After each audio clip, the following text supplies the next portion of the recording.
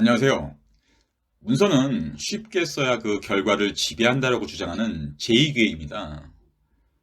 제가 입찰 제안서, 투자 제안서, 사업 계획서, 입점 제안서 등 문서 대행 사업을 하는데 쉽게 쓰는 거 하나는 대한민국 최고라고 자부하기에 가끔 경제 강의할 때 한 번 보면 한 방에 이해가도록 하는 게 목표입니다. 자, 오늘 주제는 대출 상환 방식 이보다 더 쉬울 수는 없다입니다. 예비 창업자 여러분들 아마 창업하시면 은행 가서 돈 꼭 빌리시잖아요. 적어도 이 정도 상식은 알고 가세요.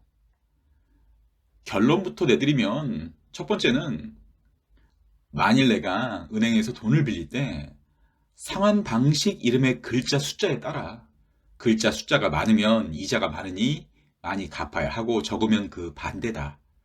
즉, 대출 상환 방식 이름의 글자 숫자와 내가 낼 이자의 크기가 비례하니 이자를 적게 내고 싶다면 상환 방식의 글자가 적은 것을 선택하면 됩니다.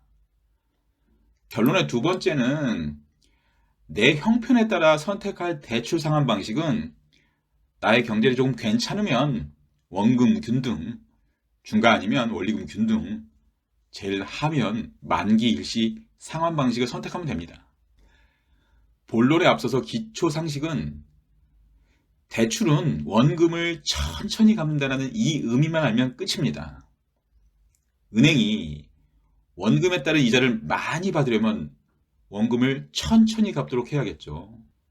결국 은행이 원금을 천천히 갚게 하는 건 대출금 이자를 많이 받는다, 갚을 돈이 많다, 초기에 갚는 돈이 적다, 이거랑 같은 의미입니다. 대출 상환 방식의 종류는 만기 일시 상환 방식, 원리금 균등 방식, 원금 균등 방식이 있는데 상환 방식의 이름이 길수록 대출금 이자가 많은 거고요.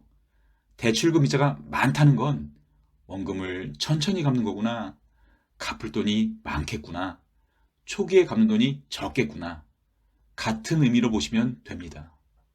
다 끝난 건데 대출 상환금액 예시를 해볼게요. 연이율 2.5%로 1억 2천 대출했을 때 원금 이자 1회차 상환금액은 총 갚을 돈이 글자 숫자가 제일 긴 만기 일시 상환 방식이 제일 갚을 돈이 많고요. 당연히 갚을 돈이 많으니까 초기에 상환금액이 적을 거 아니에요. 1회차 상환금액이 제일 적잖아요. 핵심은 대출 상환 방식의 이름이 길수록 갚을 돈이 많다는 겁니다. 대출 상환 방식의 종류는 원금 균등 방식은 상환 기간 동안 원금을 똑같이 균등하게 갚는 방식. 원리금 균등 방식은 상환 기간 동안 원금과 이자를 똑같이 균등하게 갚는 방식. 만기 일시 상환 방식은 이자만 내다가 만기의 원금을 한 방에 갚는 방식입니다. 같은 이자율이라면 이름이 길수록 이자를 많이 내는 겁니다. 글자 숫자로 본 대출 상환 방식의 특징. 같은 이자율일 때 글자 숫자가 많을수록 내가 낼 이자도 많고요. 내가 낼 이자가 많다는 건 원금을 천천히 갚아야 된다, 갚을 돈이 많구나, 초기에 갚는 돈이 적구나, 같은 문장이란 거 여러 번 반복해서 말씀드립니다. 대출 상환금액 검색 방법. 대출 상환 시 원금과 이자는 어떻게 하는가? 네이버에서 대출 이자 계산기로 검색한 후 아래와 같은 화면 나오면 이자율과 상환 방법 선택하시면 됩니다. 쉽죠? 끝으로 은행에 간 상황을 예시해 볼게요. 첫 번째로 은행에 갔는데 은행원이 원금 균등이 아니라 원리금 균등을 권하면 은행에서 나보고 이자를 더 많이 내라고 하는구나, 이렇게 이해하면 돼요.